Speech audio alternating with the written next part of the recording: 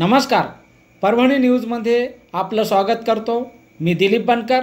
पाहूया आजच्या ठळक घडामोडी। परभणीत मुस्लिम समाजाचे आरक्षण प्रश्नी साखळी उपोषण। परभणी मुस्लिम समाजाला आरक्षण द्यावे या प्रमुख मागणीसाठी गुरुवारी 1 ऑगस्ट पासून सकल मुस्लिम समाज आरक्षण कृती समितीच्या वतीने बेमुदत साखळी उपोषण सुरू करण्यात आले आहे।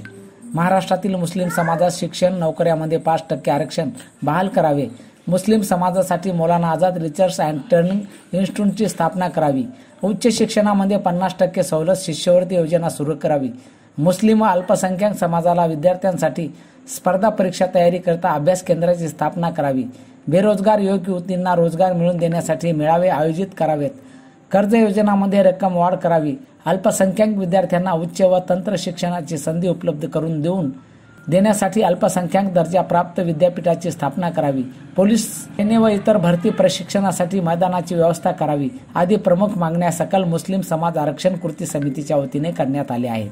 आज दिनांक 2 ऑगस्ट 2024 रोजी हा सकल मुस्लिम समाज आरक्षण कृती समितीकडून उपोषणाचा दुसरा दिवस आहे आणि या उपोषणामध्ये आम्हाला सकल मुस्लिम समाजाकडून चांगला प्रतिसाद मिळत आहे आणि हा जो उपोषणाचा लोकशाहीनं दिलेल्या अधिकाराचा वापर करून आमचा सकल मुस्लिम समाज पहिल्यांदाच परभणीमध्ये अशा प्रकारची चळवळ उभी राहिलेली आहे। राज्य शासन आणि केंद्र शासनामार्फत उच्चस्तरीय समिती जसे की जस्टिस राजेंद्र सिंग सच्चर आणि महमूदुर रहमान कमिटी यांच्या अहवालानुसार आमचं एवढंच म्हणणं आहे की त्या समितीनं ज्या मागण्या किंवा ज्या शिफारसी सरकारला केलेले आहे, ज्यामध्ये 15 कलमी कार्यक्रम लागू करण्यात आलेला आहे मुस्लिम अल्पसंख्याक समाजासाठी, त्याचप्रमाणे या आदेशांची या शिफारसी अंमलबजावणी करण्यात यावी व मुस्लिम समाजाला शिक्षणामध्ये सवलत आणि आरक्षण देण्यात यावा,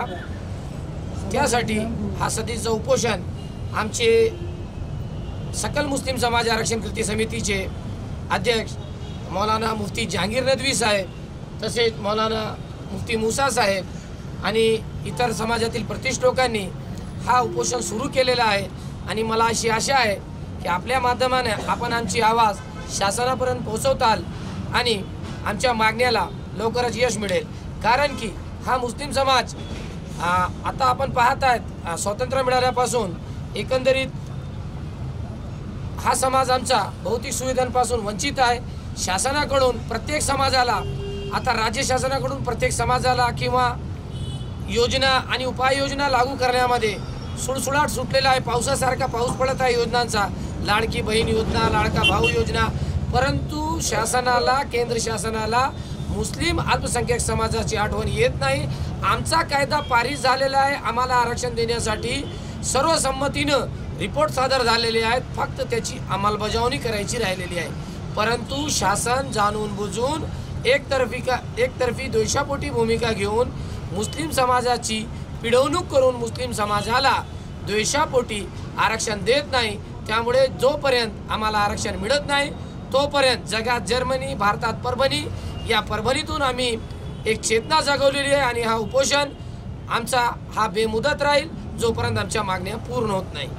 त्यामुळे त्याने आमच्या मागण्या मंजूर कराव्या आणि जे की रास्त मागण्या आहे तो आरक्षणाचा अंमलबजावणी आदेश लवकरात लवकर पारित करावा। 1 अगस्त 2024 आज के दिन सकल मुस्लिम समाज की तरफ से बेमुद्दत साकड़ी उपोषण यहाँ पर जंतर मंतर मैदान में आज से शुरू हुआ है। अब मुस्लिम समाज की ये अधिकार है और ये मांगनी है, मुस्लिम समाज का जो रिजर्वेशन है, जो 3 सच्चर कमेटी, अब्दुल रहमान कमेटी और तीनों कमेटियों ने ये सर्वे कर ये सामने आया है कि मुस्लिम समाज की जो शैक्षणिक, तालीमी, आर्थिक जो कंडीशन है वो एकदम उसका लेवल नीचे जा चुका है। इसलिए सकल मुस्लिम समाज की तरफ से ये उपोषण साखड़ी उपोषण बेमुद्दत रखा गया है। जब तक मौजूदा सरकार, जो मौजूदा मुख्यमंत्री है और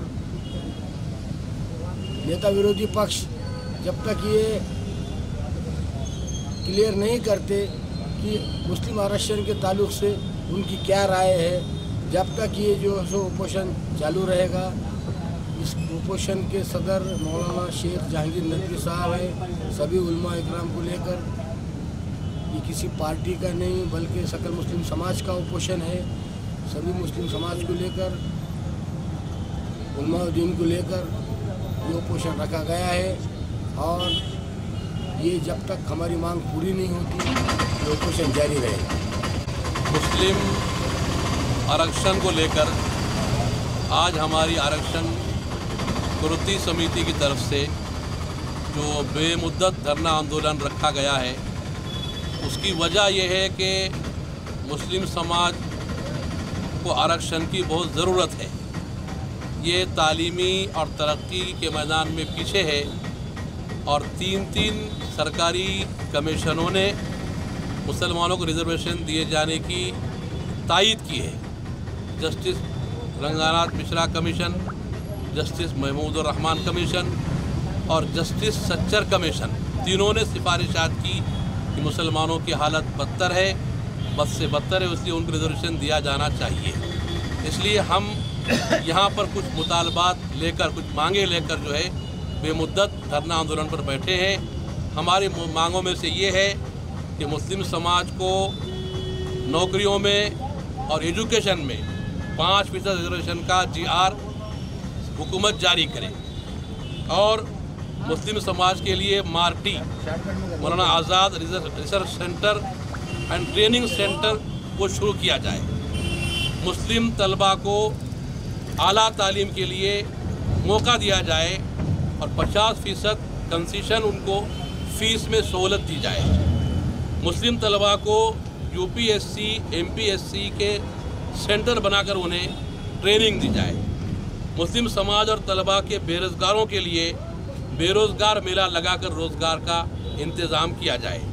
मौलाना आज़ाद फाइनेंस कॉरपोरेशन में कर्ज़ की मिक़दार बढ़ा दी जाए। मुस्लिम अक़लियती यूनिवर्सिटी का क़याम अमल में लाया जाए और मुस्लिम तलबा को मिलिट्री पुलिस भर्ती की ट्रेनिंग दी जाए और उसके लिए ट्रेनिंग मैदानों का इंतज़ाम किया जाए।